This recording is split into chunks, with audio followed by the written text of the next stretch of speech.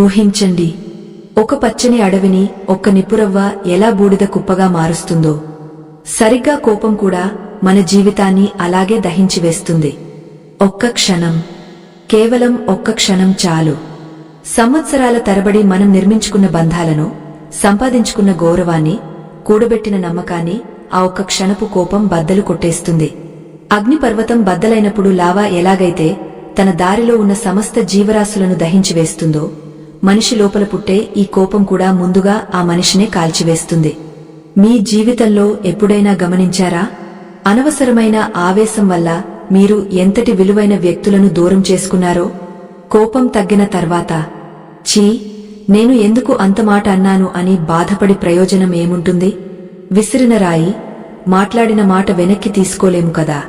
ఈ ఆవేశం అనే విషం మన రక్తంలో కలిసిపోయి మన ప్రశాంతతను ఎలా హరిస్తుందో, అసలు దీనికి మూల కారణం ఏమిటో, దీని నుండి శాశ్వతంగా ఎలా బయటపడాలో శ్రీకృష్ణ పరమాత్ముడు భగవద్గీతలో అద్భుతంగా వివరించారు. మీ జీవితాన్ని మలుపు తిప్పే అమృతతుల్యమైన విషయాన్ని అర్థం చేసుకోవడానికి దయచేసి ఈ వీడియోను చివరి వరకు పూర్తిగా చూడండి. కురుక్షేత్ర రణరంగం అంతా సిద్ధంగా ఉంది. ఏ క్షణమైనా యుద్ధం మొదలయ్యే పరిస్థితి. లక్షలాది మంది సైనికులు చేతిలో ఆయుధాలు పట్టుకుని ఉంటే ఆయుధాల ధ్వని ఆకాశాన్ని తాకుతోంది. కాని అక్కడ అర్జునుడి మనసు మాత్రం ఒక యుద్ధభూమిలా మారింది. బంధువులను చంపాలా వద్దా అనే సందిగ్ధంలో ఉన్నాడు. కాని కృష్ణుడు మాత్రం చిరునవ్వుతో ఉన్నాడు. గమనించండి, చుట్టూ ఇంత ఉద్రిక్తత ఉన్నా కృష్ణుడు ఎందుకు నవ్వుతున్నాడు? ఎందుకంటే స్థితప్రజ్ఞత కలిగిన వాడికి బాహ్య పరిస్థితులు అంతరంగిక శాంతిని చెడగొట్టలేవు. కాని మన పరిస్థితి అలా ఉండదు. చిన్న విషయం జరిగినా మనసు అల్లకల్లోలం అయిపోతుంది. భగవద్గీతలోని 2వ అధ్యాయంలో సాంఖ్యయోగం గురించి చెబుతూ పరమాత్ముడు మనిషి పతనానికి సోపానాలు ఎలా ఉంటాయో వివరించారు. కోపం అనేది అకస్మాత్తుగా ఆకాశం నుండి ఊడిపడదు. దానికి ఒక విత్తనం ఉంటుంది. ఆ విత్తనం పేరే కోరిక. అవును, మీరు విన్నది నిజమే. మన మనసులో ఏదో ఒక విషయం పట్ల తీవ్రమైన ఆకర్షణ లేదా కోరిక పుడుతుంది. ఆ కోరికను తీర్చుకోవడానికి మనం ప్రయత్నిస్తాము. ఎప్పుడైతే ఆ కోరికకు ఏదైనా అడ్డంకి వస్తుందో అది మనిషిలో అసహనాన్ని కలిగిస్తుంది. ఆ అసహనమే ముదిరి కోపంగా మారుతుంది. ఉదాహరణకు, మీరు ఆఫీసు నుండి ఇంటికి వెళ్తున్నారు అనుకోండి. త్వరగా ఇంటికి వెళ్లి విశ్రాంతి తీసుకోవాలని మీ కోరిక. కాని దారిలో విపరీతమైన ట్రాఫిక్ జామ్ అయ్యింది. వెంటనే మీలో చిరాకు మొదలవుతుంది. ఆ చిరాకు పక్కన ఉన్న వాహనదారుల మీద కోపంగా మారుతుంది. అంటే ఇక్కడ మీ కోరిక త్వరగా వెళ్లాలి అనేది నెరవేరలేదు కాబట్టి కోపం వచ్చింది. అలాగే ఇంట్లో పిల్లలు మీరు చెప్పిన మాట వినలేదనుకోండి. అక్కడ నా మాట జరగాలి అనే కోరికకు భంగం కలిగింది కాబట్టి కోపం వస్తుంది. అంటే కామము నుండే క్రోధము ఉద్భవిస్తుంది అని కృష్ణుడు స్పష్టంగా చెప్పారు. కాని ఈ కోపం అంతటితో ఆగుతుందా? లేదు. అది మనల్ని సర్వనాశనం చేసే దిశగా ఎలా తీసుకువెడుతుందో కృష్ణుడు ఒక గొలుసుకట్టు చర్యలా వివరించారు. కోపం వచ్చినప్పుడు మనిషికి ఏం జరుగుతుంది? క్రోధము నుండి సమ్మోహము పుడుతుంది. సమ్మోహము అంటే ఏమిటి? ఏది మంచో, ఏది చెడో, ఏది ధర్మమో, ఏది అధర్మమో తెలియని ఒక అయోమయ స్థితి. కోపంలో ఉన్న వ్యక్తికి తను ఎవరితో మాట్లాడుతున్నాడో, ఏం మాట్లాడుతున్నాడో స్పృహ ఉండదు. తండ్రితో మాట్లాడుతున్నానా, గురువుతో మాట్లాడుతున్నానా అనే విచక్షణ పూర్తిగా నశించిపోతుంది. ఈ అవివేకం వల్ల ఏం జరుగుతుంది? స్మృతి విభ్రమం కలుగుతుంది. అంటే జ్ఞాపకశక్తి నాశనమవుతుంది. ఇక్కడ జ్ఞాపకశక్తి అంటే ఏదో వస్తువు ఎక్కడ పెట్టామో మర్చిపోవడం కాదు. నేను ఎవరు? నా విలువలేంటి? నేను ఎంత సంస్కారవంతమైన కుటుంబం నుండి వచ్చాను? సమాజంలో నాకున్న గౌరవమేంటి? ఇవన్నీ మర్చిపోతాము. గతంలో ఆ వ్యక్తి మనకు చేసిన మేలును కూడా ఈ కోపం మర్చిపోయేలా చేస్తుంది. కేవలం ఆ క్షణంలో ఉన్న ద్వేషం మాత్రమే గుర్తుంటుంది. ఇది ఎంతటి ప్రమాదకరమైన స్థితి ఆలోచించండి. మనిషిని మనిషిగా నిలబెట్టేదే సంస్కారం. ఆ సంస్కారాన్ని మర్చిపోయేలా చేసేదే ఈ కోపం. స్మృతి భ్రంశం కలిగిన తర్వాత ఏం జరుగుతుందో తెలుసా? బుద్ధి నాశనమవుతుంది. బుద్ధి అంటే మనలో ఉండే నిర్ణయాత్మక శక్తి. ఏది చేయాలో ఏది చేయకూడదో చెప్పే ఒక అంతర్గత గురువు.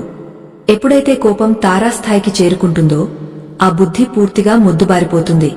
డ్రైవర్ లేని రథం ఏ విధంగా అయితే అదుపు తప్పి లోయలో పడిపోతుందో బుద్ధి లేని మనసు కూడా అలాగే పతనమవుతుంది. ఆ సమయంలో మనం తీసుకునే నిర్ణయాలు మన గొయ్యిని మనమే తీసుకునేలా చేస్తాయి. బుద్ధి నాశనమైన తర్వాత మిగిలేది సర్వనాశనమే. దీనినే కృష్ణుడు ప్రణశ్యతి అని అన్నారు. అంటే ఆ వ్యక్తి పూర్తిగా పతనమైపోతాడు. సమాజంలో అతనికి ఉన్న గౌరవం, కుటుంబంలో ఉన్న ప్రేమాభిమానాలు, వృత్తిలో ఉన్న నిబద్ధత అన్నీ మంటగలిసిపోతాయి. ఒక్కసారి ఆలోచించండి, జైళ్లలో శిక్ష అనుభవిస్తున్న ఎంతోమంది నేరస్థులు పుట్టుకతో నేరస్థులు కారు. కేవలం ఒక్క క్షణం వచ్చిన విపరీతమైన కోపాన్ని అదుపు చేసుకోలేక బుద్ధిని కోల్పోయి చేసిన తప్పుకు జీవితాంతం మూల్యం చెల్లిస్తున్నారు. రావణాసురుడిని చూడండి. అతనికి వేదాలు తెలుసు, శాస్త్రాలు తెలుసు, మహాశివభక్తుడు. కాని సీతమ్మ మీద మోహం, రాముడి మీద కోపం అనే రెండు విషయాలు అతని అపారమైన జ్ఞానాన్ని కప్పివేశాయి. విభీషణుడు ఎంత చెప్పినా వినలేదు. మండోదరి ఎంత బతిమాలినా వినిపించుకోలేదు. ఎందుకంటే కోపం అతని చెవులను, కళ్లను మూసివేసింది. చివరికి ఆ కోపమే స్వర్ణలంకను బూడిద చేసింది, అతని వంశాన్ని అంతం చేసింది. కోపం అనేది చేతిలో పట్టుకున్న నిప్పు లాంటిది. అది అవతలి వారిని కాల్చకముందే పట్టుకున్న మన చేతిని కాలుస్తుంది. మరి ఈ కోపాన్ని జయించడం ఎలా? అసలు కోపం రాకుండా ఉండడం సాధ్యమేనా? శ్రీకృష్ణుడు భగవద్గీతలో కోపాన్ని పూర్తిగా చంపేయమని చెప్పలేదు, దాన్ని జయించమని చెప్పారు. కోపం అనేది ఒక శక్తి. ఆ శక్తిని ఎలా ఉపయోగించుకోవాలో తెలిసినవాడే యోగి. ఉదాహరణకు, ఒక వెలుగుతున్న దీపం గాలికి రెపరెపలాడుతుంది, కాని గాజు లాంతరులో పెట్టిన దీపం నిలకడగా వెలుగుతుంది. మన మనసు కూడా అంతే. బయట పరిస్థితులు అనే గాలికి కోపం అనే మంట రేగుతుంది, కాని జ్ఞానం అనే కవచముంటే ఆ మంట మనల్ని దహించదు. మన శరీరానికి, మనసుకు విడదీయరాని సంబంధం ఉంది. గమనించండి, మీకు కోపం వచ్చినప్పుడు మీ శ్వాస ఎలా ఉంటుంది? చాలా వేగంగా, వేడిగా ఉంటుంది కదూ. గుండె వేగంగా కొట్టుకుంటుంది, కళ్ళు ఎర్రబడతాయి, చేతులు వణుకుతాయి. అంటే మనసులోని వికారాలు శరీరంపై ప్రభావం చూపిస్తున్నాయి. కృష్ణుడు దీనికి ఒక అద్భుతమైన, అతి సులభమైన మార్గాన్ని సూచించారు. ఎప్పుడైతే మనసును నియంత్రించడం కష్టంగా మారుతుందో అప్పుడు శరీరం ద్వారా మనసును నియంత్రించాలి. దీనినే ప్రాణాయామం లేదా శ్వాస నియంత్రణ అంటారు. కానీ భయపడకండి, ఇది చేయడానికి మీరు అడవులకు వెళ్లాల్సిన పనిలేదు. కోపం వచ్చిన ఆ ఒక్క నిమిషంలో మీ దృష్టిని బయట ఉన్న వ్యక్తి మీద నుండి లేదా జరిగిన సంఘటన మీద నుండి మీ శ్వాస మీదకు మళ్లించాలి. ఇది వినడానికి చాలా చిన్న విషయంగా అనిపించవచ్చు, కాని దీని ప్రభావం అద్భుతంగా ఉంటుంది. ఎప్పుడైతే మీరు దీర్ఘంగా ఊపిరి పీల్చుకుని నెమ్మదిగా వదులుతారో మీ మెదడుకు ప్రమాద ఘంటికలు మోగడం ఆగిపోతుంది. శాస్త్రీయంగా చెప్పాలంటే కోపం వచ్చినప్పుడు మన మెదడులో ఉండే ఆలోచనా భాగం మూసుకుపోతుంది. కేవలం ప్రతిచర్య భాగం మాత్రమే పనిచేస్తుంది. అందుకే మనం ఏం చేస్తున్నామో మనకే తెలియదు. కాని ఎప్పుడైతే మనం ఒక్క క్షణం ఆగి లోతుగా శ్వాస తీసుకుంటామో ఆక్సిజన్ మన మెదడును తిరిగి మేల్కొలుపుతుంది. అప్పుడు బుద్ధి మళ్లీ పనిచేయడం మొదలు పెడుతుంది. ఎదుటివాడు తిడుతున్నప్పుడు మనం మౌనంగా ఉండడం ఓటమి కాదు, అది మన ఆత్మవిశ్వాసానికి నిదర్శనం. ఇక్కడ మీకు ఒక సందేహం రావచ్చు, అలా మౌనంగా ఉంటే ఎదుటివారు మనల్ని చేతకానివారిగా చూస్తారేమో అని. కాని గుర్తుంచుకోండి, సముద్రం ఎంత గంభీరంగా ఉన్నా తన హద్దులు దాటదు, అందుకే దానికి అంత విలువ. అలాగే శక్తి ఉండి కూడా శాంతంగా ఉండేవాడికే నిజమైన గౌరవం దక్కుతుంది. కృష్ణుడు అర్జునుడికి యుద్ధం చేయమని చెప్పాడు, కాని కోపంతో ఊగపోతూ చేయమని చెప్పలేదు. ధర్మం కోసం బాధ్యతగా, స్థితప్రజ్ఞుడిగా యుద్ధం చేయమన్నాడు. అంటే ఫలితం మీద ఆశ లేకుండా, రాగద్వేషాలకు అతీతంగా కర్మ చేయాలి. శ్రీకృష్ణ పరమాత్ముడి జీవితాన్ని ఒక్కసారి తరచి చూస్తే ఆయన ఓపికకు మించిన ఉదాహరణ మరొకటి కనిపించదు. శిశుపాలుడు నిండు సభలో పరమాత్ముడిని ఎంతగానో దూషించాడు.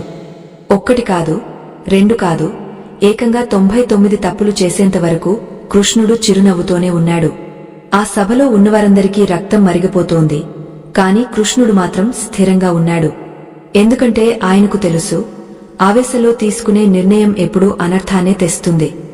సమయం వచ్చినప్పుడు ధర్మం తన పని తాను చేసుకుపోతుంది అని నమ్మడమే నిజమైన జ్ఞానం.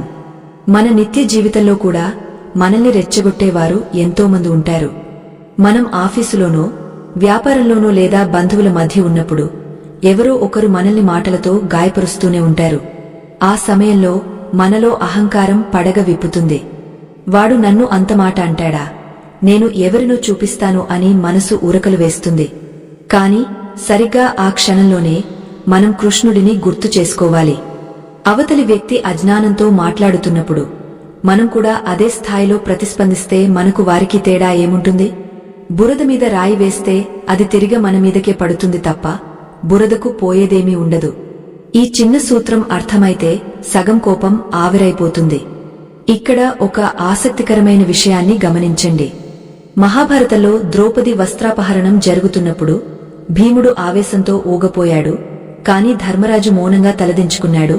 అర్జునుడు ధర్మసంకటంలో పడ్డాడు. ప్రతిస్పందన అనేది వ్యక్తి సంస్కారాన్ని బట్టి మారుతూ ఉంటుంది. ఆనాడు కౌరవులు చేసిన ఘోరమైన అవమానాన్ని పాండవులు భరించారు కాబట్టే చివరకు ధర్మయుద్ధంలో గెలిచారు. ఆవేశపడి అక్కడికక్కడే ఏదో ఒకటి చేసి ఉంటే చరిత్ర మరోలా ఉండేది. సహనం అనేది చేతకానితనం కాదు, అది ఒక అద్భుతమైన ఆయుధం అని పాండవులు నిరూపించారు. ఇప్పుడు మిమ్మల్ని ఒక మాట అడుగుతాను. మీ అంతరాత్మను తాకి నిజాయితీగా సమాధానం చెప్పండి. మీరు అర్జునుడి స్థానంలో ఉంటే ఏం చేసేవారు? మీ కళ్ల ముందే మీ కుటుంబ గౌరవానికి భంగం కలుగుతుంటే ధర్మం కోసం మౌనంగా ఉండేవారా? లేక ఫలితం ఏమైతే అదయిందని ఆయుధం పట్టి తెగించేవారా? ఈ పరిస్థితిలో మీ మనసు ఏమంటుందో మీ అభిప్రాయాన్ని కామెంట్ ద్వారా తెలియజేయండి. ఎందుకంటే ఇది కేవలం పురాణగాథ కాదు, మన నిత్య జీవితంలో ఎదురయ్యే ప్రతి ధర్మ సంకటానికి ఇది ఒక ప్రతీక. కోపాన్ని తగ్గించుకోవడానికి కృష్ణుడు చెప్పిన మరో అద్భుతమైన మార్గం విషయ ధ్యానమును మార్చడం. అంటే మనసును వేరే విషయం వైపు మళ్లించడం. చిన్నపిల్లలు ఏడుస్తున్నప్పుడు అమ్మ ఏం చేస్తుంది? ఆకాశంలో చంద్రుడిని చూపిస్తుంది లేదా ఏదో ఆట వస్తువు చేతిలో పెడుతుంది. వెంటనే ఆ పిల్లవాడు ఏడుపు ఆపేసి నవ్వడం మొదలు పెడతాడు. మన మనసు కూడా అంతే. దానికి ఒకేసారి రెండు విషయాల మీద ఏకాగ్రత పెట్టే శక్తి లేదు.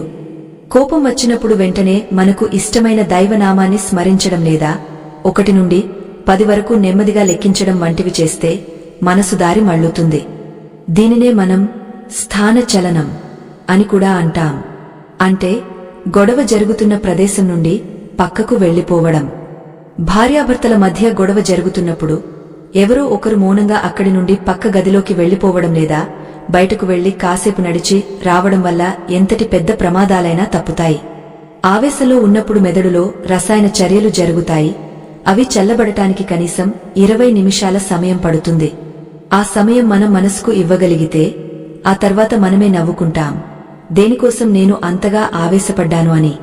అయితే కోపాన్ని అణుచుకోవడం వేరు, నియంత్రించడం వేరు.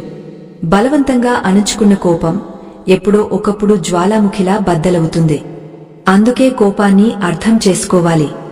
అసలు నాకు ఎందుకు కోపం వచ్చింది? నా అంచనాలు తప్పు కావడం వల్ల వచ్చిందా? ఎదుటివారి ప్రవర్తన వల్ల వచ్చిందా అని విశ్లేషించుకోవాలి. దీనినే సాక్షిభావం అంటారు. అంటే మన కోపాన్ని మనమే ఒక ప్రేక్షకుడిలా గమనించడం. నాకు కోపం వస్తోంది అని గమనించిన మరుక్షణం ఆ కోపం తన ప్రభావాన్ని కోల్పోవడం మొదలవుతుంది. ఇది సాధన మీద అలవడే గొప్ప విద్య. మన పూర్వీకులు అందుకేనేమో కోపం వచ్చినప్పుడు చల్లటి నీళ్లు తాగమని చెప్పేవారు. ఇది కేవలం మూఢనమ్మకం కాదు. నీళ్లు తాగినప్పుడు శరీర ఉష్ణోగ్రత తగ్గుతుంది, నాడీ వ్యవస్థ కుదుటపడుతుంది. శారీరక మార్పుల ద్వారా మానసిక ప్రశాంతతను సాధించే ప్రక్రియ ఇది. అలాగే అద్దంలో మన ముఖం చూసుకోవడం కూడా ఒక మంచి పద్ధతి.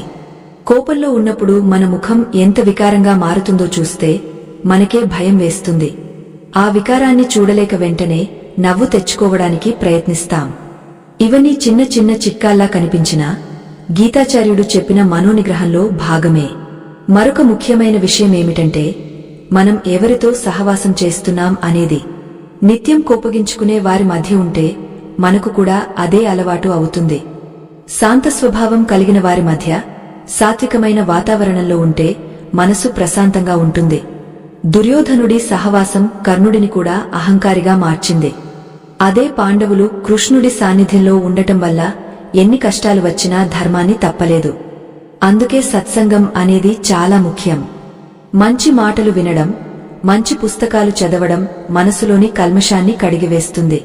కోపం అనేది మన బలహీనత అని గుర్తించడమే మొదటి విజయం.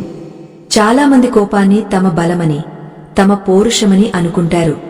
నాకు కోపం ఎక్కువ, నేను ఎవరినీ లెక్కచేయను అని చెప్పుకోవడంలో ఏదో గొప్పదనముందని భ్రమపడుతుంటారు. కాని నిజానికి కోపం అనేది ఓటమికి చిహ్నం. పరిస్థితులను, మనుషులను అర్థం చేసుకోలేక, వాటిని అదుపు చేయలేక మనసు చేసే ఆర్తనాదమే కోపం. గెలిచినవాడు నవ్వుతూ ఉంటాడు, ఓడిపోతున్నవాడే అరుస్తుంటాడు. ఈ సూక్ష్మ సత్యాన్ని గ్రహిస్తే మన ప్రవర్తనలో ఎంత మార్పు వస్తుందో మీకే తెలుస్తుంది. నిజమైన బలవంతుడు ఎవరంటే ఆయుధంతో యుద్ధం గెలిచేవాడు కాదు, తన మనసును గెలిచినవాడు. తుఫాను వచ్చినప్పుడు చిన్న మొక్కలు వణికిపోతాయి, వేళ్లతో సహా పెకిలించబడతాయి. కాని మహావృక్షాలు, పర్వతాలు మాత్రం నిశ్చలంగా ఉంటాయి. జీవితంలో కష్టాలు, అవమానాలు అనే తుఫానులు వచ్చినప్పుడు మనం కూడా ఆ పర్వతంలా నిలబడాలి. కృష్ణుడు అర్జునుడికి నేర్పించిన స్థితప్రజ్ఞత అంటే ఇదే. సుఖం వచ్చినా పొంగపోకూడదు, దుఃఖం వచ్చినా కుంగపోకూడదు, కోపం వచ్చినా కాలిపోకూడదు. కోపం అనేది మన సొంత ఇంటిని కాల్చుకోవడానికి వాడే నిప్పు లాంటిది అని పెద్దలు ఊరకనే అనలేదు. మనం కోపంగా ఉన్నప్పుడు మన రక్తంలో విషతుల్యమైన రసాయనాలు విడుదల అవుతాయని, అవి మన గుండెను, జీర్ణశక్తిని, నాడీ వ్యవస్థను దెబ్బతీస్తాయని శాస్త్రం చెబుతోంది. కోపగించుకునే వ్యక్తి ముఖంలో కళ ఉండదు, కళ్లలో తేజస్సు ఉండదు, నిత్యం అసంతృప్తి అనే మంటలో కాలుతూ ఉంటాడు. ఎదుటివారిని శిక్షించడానికి మనం విషం తాగే, వారు చనిపోవాలని కోరుకోవడం ఎంత అవివేకమో, కోపగించుకోవడం కూడా అంతే అవివేకం. అసలు మన కోపానికి ప్రధాన కారణం మన అంచనాలు అని ఎప్పుడైనా ఆలోచించారా? ఎదుటివారు నేను అనుకున్నట్లే ఉండాలి, నేను చెప్పినట్లే వినాలి, నా పద్ధతిలోనే నడుచుకోవాలి అనే మూర్ఖపు పట్టుదలే మనశ్శాంతిని దూరం చేస్తుంది. ప్రపంచంలో ఏ ఇద్దరి ఆలోచనలు ఒకేలా ఉండవు. మన చేతికి ఉన్న 5 వేళ్లే సమానంగా లేనప్పుడు మనుషుల మనస్తత్వాలు ఒకేలా ఎలా ఉంటాయి? ఈ చిన్న సత్యాన్ని గ్రహిస్తే ఎదుటివారి ప్రవర్తన మనకు ఆశ్చర్యాన్ని కలిగించదు. ఓహో, వారి స్వభావం ఇంతే అని సరిపెట్టుకునే పరిపక్వత మనలో వస్తుంది. ఎవరైనా మనమీద అకారణంగా కోపగించుకుంటే వారిమీద జాలిపడండి కాని తిరిగి కోపగించుకోకండి. ఎందుకంటే వారు ఏ మానసిక ఒత్తిడిలో ఉన్నారో, ఏ కుటుంబ సమస్యలతో సతమతమవుతున్నారో మనకు తెలియదు. గాయపడిన జంతువు ఎలాగైతే భయంతో, బాధతో అరుస్తుందో, సమస్యల్లో ఉన్న మనిషి కూడా అలాగే కోపంతో అరుస్తాడు. వారి ప్రవర్తనను వ్యక్తిగతంగా తీసుకోకుండా వారి పరిస్థితిని అర్థం చేసుకోవడానికి ప్రయత్నిస్తే మన మనసులోని ద్వేషం కరిగిపోయి కరుణ పుడుతుంది. ఈ కలియుగంలో మనిషికి అత్యంత అవసరమైన ఔషధం ఈ భగవద్గీత జ్ఞానమే. ఈ దివ్యజ్ఞానం మరొకరికి వెలుగునిస్తుందని మీరు భావిస్తే దీన్ని కేవలం వీడియోగా చూడకండి. దీన్ని ఒక ధర్మ ప్రచారంగా భావించి 10 మందితో పంచుకోండి. మీరు చేసే ఈ చిన్న సహాయం ఆవేశంలో ఉన్న ఒక వ్యక్తి జీవితాన్ని కాపాడవచ్చు, విడిపోతున్న ఒక కుటుంబాన్ని కలపవచ్చు. మంచిని పంచే చేతులు ఎప్పుడు దైవానికి ప్రీతిపాత్రమైనవే. కాబట్టి నిస్వార్థంగా ఈ జ్ఞానాన్ని నలుగురికి పంచండి. దీనికి సంబంధించి ఒక చిన్న కథను మనం గుర్తు చేసుకోవాలి. ఒకసారి ఒక సన్యాసి నదిలో పడవ మీద కళ్ళు మూసుకుని ధ్యానం చేసుకుంటున్నాడు. అంతలో వేరొక పడవ వచ్చి బలంగా ఈ సన్యాసి పడవను జీకొట్టింది. ఆ సన్యాసికి విపరీతమైన కోపం వచ్చింది. నా తపస్సును భంగం చేస్తావా అని కళ్ళు తెరిచి తిడదామని చూశాడు. కాని ఎదురుగా ఉన్న పడవలో ఎవరూ లేరు. అది ఖాళీ పడవ, గాలికి కొట్టుకువచ్చి తగిలింది.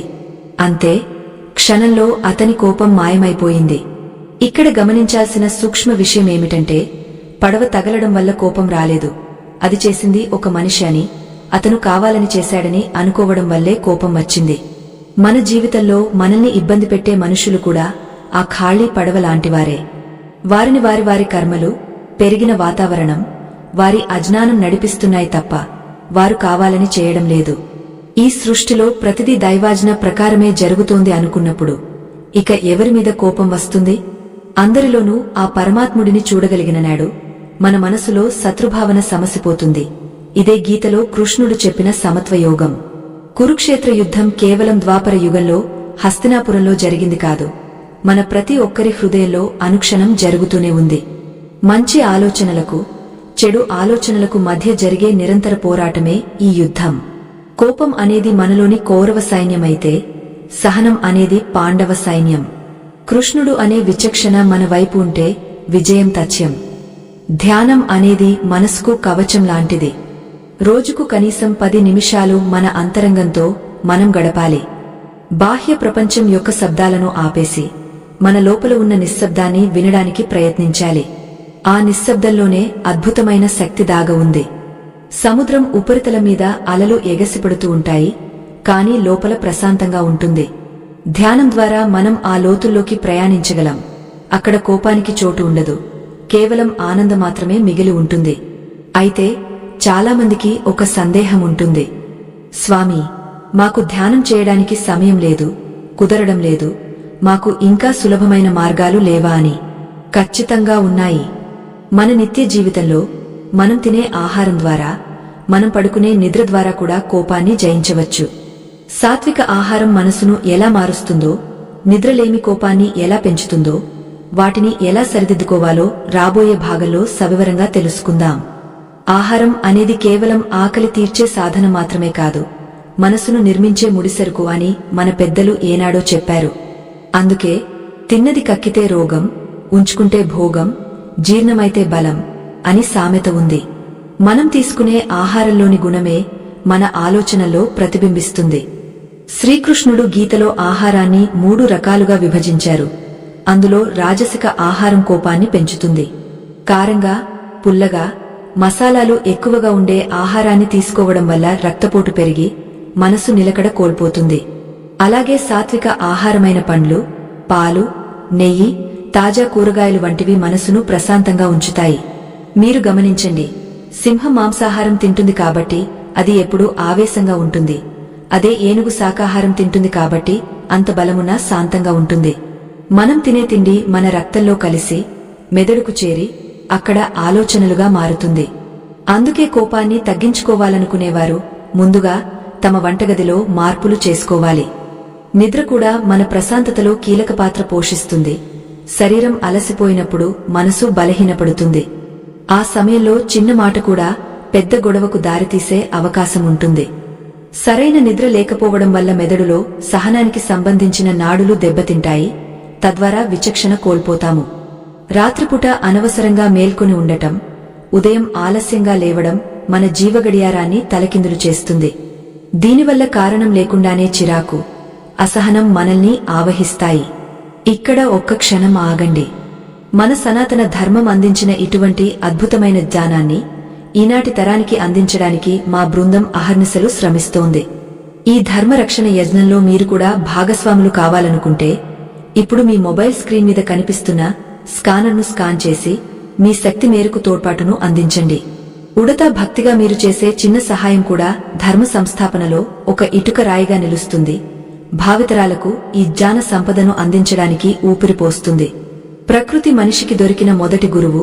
పచ్చని చెట్లు, ప్రవహించే నదులు, నిశ్చలమైన పర్వతాలు ఇవన్నీ మనకు మౌనాన్ని బోధిస్తాయి. కోపంగా ఉన్నప్పుడు ఒక్కసారి ఆకాశం వైపు చూడండి. అనంతమైన విశ్వం ముందు మన సమస్య ఎంత చిన్నదో అర్థమవుతుంది. తోటలో కాసేపు నడవడం, మొక్కలకు నీళ్లు పోయడం వంటి పనులు మనసులోని ఉద్రిక్తతను తగ్గిస్తాయి. ప్రకృతిలో ఉండే ప్రాణశక్తి మనలోని ప్రతికూల ఆలోచనలను పీల్చుకుని నూతన ఉత్తేజాన్ని నింపుతుంది. మాట అనేది ఒక మంత్రం లాంటిది. దాన్ని ఎలా వాడాలో తెలిసినవాడే నిజమైన మాంత్రికుడు అవుతాడు. కోపంలో నోటి నుండి వచ్చే ప్రతి మాట ఒక బాణం లాంటిది. అది అవతలివారి హృదయాన్ని గాయపరుస్తుంది. అందుకే మాట్లాడే ముందు ఒక్క క్షణం ఆలోచించాలి. ఈ మాట అవసరమా? దీనివల్ల మేలు జరుగుతుందా అని ప్రశ్నించుకోవాలి. మౌనం అనేది బంగారమైతే మంచి మాట వజ్రం లాంటిది. అనవసరమైన వాదనల వల్ల మన శక్తి వృథా అవుతుంది తప్ప ఆ సమస్యకు పరిష్కారం దొరకదు. క్షమించడం అనేది పిరికితనం కాదు, అది వీరుల లక్షణం అని మహాత్ములు చెబుతారు. ఎదుటివారి తప్పులను పట్టుకుని వేలాడటం వల్ల మన మనసే కలుషితమవుతుంది. మనం ప్రశాంతంగా ఉండలేము. గతం అనే శవాన్ని మోస్తూ వర్తమానం అనే జీవితాన్ని నరకం చేసుకోకూడదు.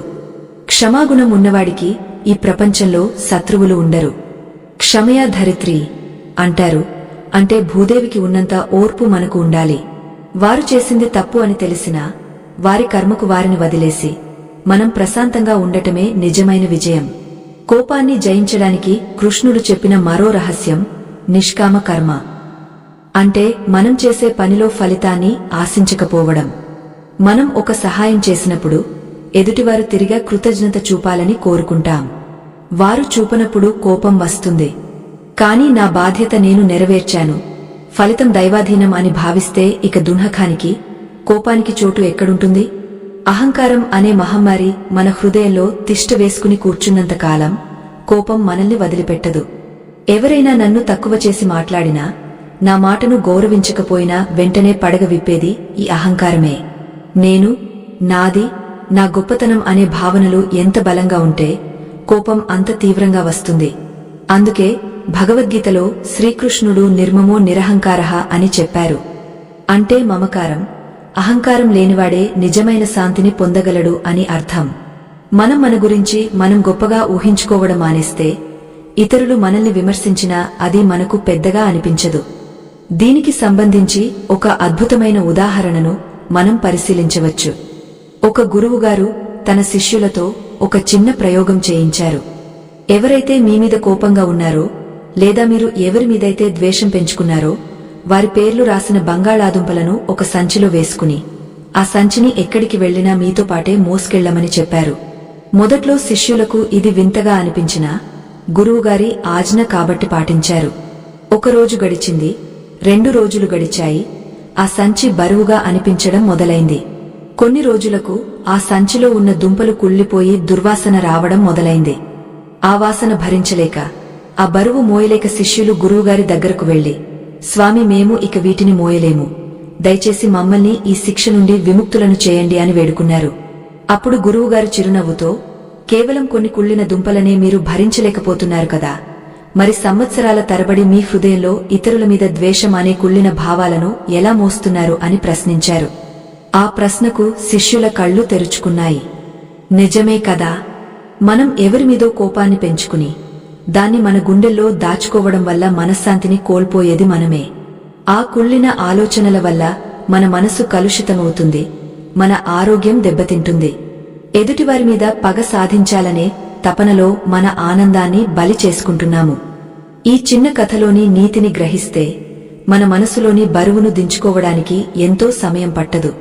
క్షమాగుణం అనేది ఇతరులకు చేసే మేలు కాదు, అది మనకు మనం చేసుకునే అత్యుత్తమ సహాయం. కోపాన్ని వాయిదా వేయడం అనే ఒక అద్భుతమైన మానసిక ప్రక్రియను మన పూర్వీకులు ఆచరించేవారు. మీకు ఎవరి మీదైనా విపరీతమైన కోపం వచ్చినప్పుడు వెంటనే స్పందించకుండా, నేను దీని గురించి రేపు మాట్లాడతాను లేదా రేపు కోపడతాను అని మనసుకు నచ్చచెప్పుకోండి. సాధారణంగా మనం మంచి పనులను వాయిదా వేస్తుంటాము, కాని ఒక్కసారి ఈ చెడ్డ పనిని వాయిదా వేసి చూడండి. 24 గంటల సమయం గడిచేసరికి ఆ విషయం యొక్క తీవ్రత తగ్గపోతుంది, మీ మనసు కుదుటపడుతుంది. అప్పుడు మీరు తీసుకునే నిర్ణయం చాలా పరిపక్వంగా ఉంటుంది. అలాగే మీ మనసులోని భావాలను కాగితమీద పెట్టడం కూడా ఒక గొప్ప చికిత్సలా పనిచేస్తుంది. మీకు ఎవరి మీదైతే కోపం వచ్చిందో వారిని తిడుతూ లేదా మీ బాధను వ్యక్తపరుస్తూ ఒక లేఖ రాయండి. మీ ఆక్రోశం, ఆవేదన అంతా ఆ కాగితం మీద పెన్ను ద్వారా బయటకు వచ్చేయాలి. అయితే గుర్తుంచుకోండి, ఆ లేఖను వారికి పంపించకూడదు. రాసిన తర్వాత దాన్ని ముక్కలు ముక్కలుగా చింపివేయడమో లేదా కాల్చివేయడమో చేయండి. ఇలా చేయడం వల్ల మీ మనసులోని భారం తగ్గుతుంది, ఎవరికీ హాని జరగకుండా మీ కోపం చల్లబడుతుంది. జీవితం చాలా చిన్నది, అందులో మనం సంతోషంగా గడిపే క్షణాలు ఇంకా తక్కువ. అటువంటి అరుదైన జీవితాన్ని అల్పమైన గొడవల కోసం వృథా చేసుకోవడం వివేకవంతుల లక్షణం కాదు. శ్మశానానికి వెళ్లినప్పుడు అక్కడ సమాధుల మీద ఉన్న పేర్లను చూస్తే వీరందరూ ఒకప్పుడు ఏదో సాధించాలని, ఎవరినో గెలవాలని ఆరాటపడినవారే అనిపిస్తుంది. కాని చివరకు అందరూ మట్టిలో కలిసిపోయారు. ఈ శాశ్వత సత్యం మన కళ్ల ముందు మెదిలితే నాది నీది అనే భేదభావాలు, పగలు ప్రతీకారాలు ఎంత అశాశ్వతమో అర్థమవుతుంది. మనం చేసే ప్రతి పనిని, మాట్లాడే ప్రతి మాటను మన పిల్లలు గమనిస్తూ ఉంటారు. మనం కోపంతో అరుస్తుంటే వారు కూడా భవిష్యత్తులో సమస్యలను అలాగే పరిష్కరించుకోవాలి అని నేర్చుకుంటారు. మన పిల్లలకు ఆస్తులు, అంతస్తులు ఇవ్వకపోయినా పర్వాలేదు కాని శాంతంగా ఎలా బ్రతకాలి అనే సంస్కారాన్ని మాత్రం ఖచ్చితంగా ఇవ్వాలి. ఇంట్లో తల్లిదండ్రులు అన్యోన్యంగా, ప్రశాంతంగా ఉంటే ఆ ఇల్లు దేవాలయంలా ఉంటుంది. అటువంటి వాతావరణంలో పెరిగిన పిల్లలు రేపు సమాజానికి ఆదర్శంగా నిలుస్తారు. మరొక ముఖ్యమైన విషయం కృతజ్ఞతా భావం. మన జీవితంలో లేనివాటి గురించి ఏడుస్తూ కూర్చోవడం కన్నా ఉన్నవాటిని తలచుకుని సంతోషించడం అలవాటు చేసుకోవాలి. భగవంతుడు నాకు మంచి ఆరోగ్యాన్ని ఇచ్చాడు, తినడానికి తిండి ఇచ్చాడు, ఉండడానికి నీడ ఇచ్చాడు అని సంతృప్తి చెందే మనసులో కోపానికి స్థానముండదు. ఎప్పుడైతే మనసు నిండుగా ఉంటుందో చిన్న చిన్న లోపాలు మనల్ని బాధపెట్టవు. గ్లాసులో సగం నీళ్లు ఉన్నాయని సంతోషపడేవాడికి సగం ఖాళీగా ఉందనే బాధ ఉండదు. దృష్టికోణం మారితే దృశ్యం మారుతుంది, దృశ్యం మారితే జీవితం మారుతుంది. చివరగా భక్తి యోగం ద్వారా కోపాన్ని ఎలా జయించవచ్చో కృష్ణుడు సూచించారు. సర్వధర్మాన్ పరిత్యజ్య మామేకం శరణం వ్రజ అని గీతాచార్యుడు అభయమిచ్చారు. అంటే అన్ని బాధ్యతలను నామీద వేసి నన్ను శరణు కోరు, నిన్ను నేను చూసుకుంటాను అని భరోసా ఇచ్చారు. కష్టాలు వచ్చినప్పుడు, అవమానాలు జరిగినప్పుడు ఇది నా కర్మ, దీనిని అనుభవించడానికి నాకు శక్తిని ఇవ్వు కృష్ణ అని ప్రార్థిస్తే ఆ భారం మన భుజాల మీద నుండి దైవం భుజాల మీదకు మారుతుంది. ఆ నిశ్చింతే మనకు కొండంత బలాన్ని ఇస్తుంది. శ్రీకృష్ణుడు గీతలో చెప్పిన మరొక ముఖ్యమైన విషయం అభ్యాసము మరియు వైరాగ్యము. అర్జునుడు కృష్ణుడిని అడుగుతాడు, మాధవ గాలిని మూటగట్టడం ఎంత కష్టమో ఈ చంచలమైన మనసును నిగ్రహించడం కూడా అంతే కష్టం కదా అని. దానికి పరమాత్ముడు చిరునవ్వుతో, అవును అర్జున, మనసును జయించడం కష్టమే, కాని అసాధ్యమాత్రం కాదు అని అభయమిచ్చారు. నిరంతర సాధన ద్వారా, విషయ వాంఛల పట్ల ఆసక్తిని తగ్గించుకోవడం ద్వారా ఇది సాధ్యమవుతుంది. ఒకే రోజులో ఎవరూ ఋషులుగా మారిపోలేరు. చిన్న చిన్న ప్రయత్నాలే పెద్ద విజయానికి నాంది పలుకుతాయి. తామరాకు మీద నీటి బొట్టు ఎలాగైతే అంటి ముట్టనట్లు ఉంటుందో మనం కూడా సంసారంలో అలాగే ఉండాలి. దీనినే పద్మపత్రమివాంభస అని గీతాచార్యుడు వర్ణించారు. మనం బురదలోనే ఉంటాము, కాని ఆ బురద మనకు అంటుకోకూడదు. కష్టాలు, సుఖాలు, పొగడ్తలు, తెగడ్తలు అన్నీ మన చుట్టూ జరుగుతూనే ఉంటాయి. వాటిని అనుభవించాలి తప్ప వాటిని తలకెక్కించుకోకూడదు. ఎప్పుడైతే మనం బాహ్య ప్రపంచం నుండి కొంచెం దూరం పాటిస్తామో అప్పుడు ఎదుటివారి మాటలు మన హృదయాన్ని గాయపరచలేవు. ప్రతిరోజు రాత్రి పడుకునే ముందు ఒక్క 5 నిమిషాలు కేటాయించి ఆత్మ పరిశీలన చేసుకోవడం ఒక అద్భుతమైన అలవాటు. ఈరోజు ఉదయం నుండి సాయంత్రం వరకు నేను ఎవరితో ఎలా ప్రవర్తించాను, ఎక్కడ నా కోపాన్ని ప్రదర్శించాను, ఎక్కడ సంయమనం కోల్పోయాను అని ప్రశ్నించుకోవాలి. ఒకవేళ తప్పు జరిగి ఉంటే మనసులోనే ఆ వ్యక్తికి క్షమాపణ చెప్పుకోవాలి. రేపటి నుండి ఇలా జరగకుండా చూసుకుంటానని సంకల్పం చేసుకోవాలి. మన తప్పులను మనమే సరిదిద్దుకోవడం కంటే గొప్ప ప్రాయశ్చిత్తం మరొకటి లేదు. కోపాన్ని తగ్గించుకోవడానికి నవ్వు ఒక దివ్య ఔషధం అని మనకు తెలియని విషయం కాదు. కాని కోపం వచ్చినప్పుడు నవ్వడం సాధ్యమేనా అని మీరు అడగవచ్చు. సాధ్యమే. బలవంతంగానైనా పెదవుల మీద చిరునవ్వు తెచ్చుకోవడానికి ప్రయత్నించండి. మన ముఖ కండరాలకు, మెదడుకు దగ్గరి సంబంధం ఉంటుంది. మనం నవ్వినప్పుడు మెదడుకు అంతా బాగుంది అనే సంకేతం వెళ్తుంది. అప్పుడు ఒత్తిడిని కలిగించే హార్మోన్లు తగ్గుముఖం పడతాయి. కృష్ణుడు కురుక్షేత్రంలో అంతటి భీకర యుద్ధం జరుగుతున్నా ఎప్పుడు చిరునవ్వుతోనే కనిపించడానికి కారణం ఇదే. ఈ ప్రపంచం ఒక రంగస్థలం, మనమందరం అందులో పాత్రధారులు మాత్రమే అని గుర్తుంచుకుంటే జీవితం చాలా తేలికగా అనిపిస్తుంది. ఒక నాటకంలో విలన్ పాత్ర వేసిన వ్యక్తిని చూసి మనం నిజంగా ద్వేషించము కదా, ఎందుకంటే అది కేవలం నటన అని మనకు తెలుసు.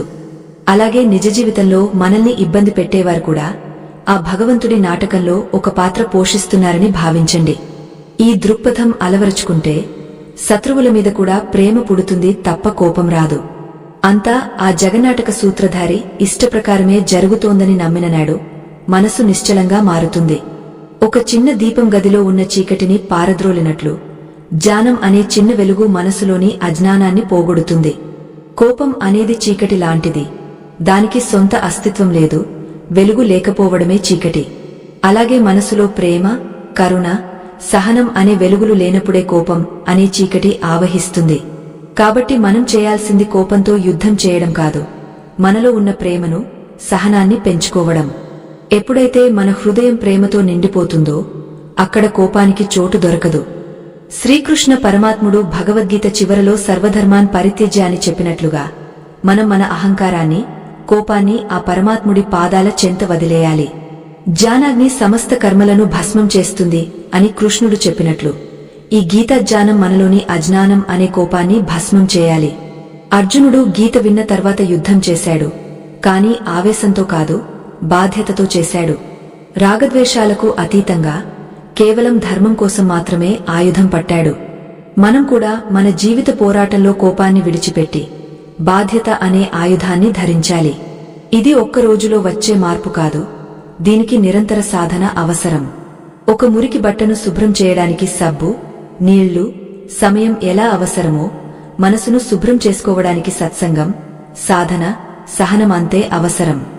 సాధనలో ఎప్పుడైనా పడిపోవచ్చు, మళ్లీ కోపం రావచ్చు.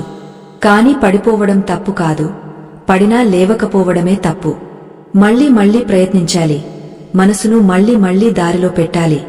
అభ్యాసం కూసు విద్య అని పెద్దలు ఊరకనే అనలేదు, అది మనసును మచ్చిక చేసుకునే విద్య. కోపాన్ని జయించినవాడు ప్రపంచాన్ని జయించినట్లేనని గుర్తుంచుకోండి. మీ ఇంట్లో శాంతి ఉంటేనే బయట మీరు ఏ రంగంలోనైనా విజయం సాధించగలరు.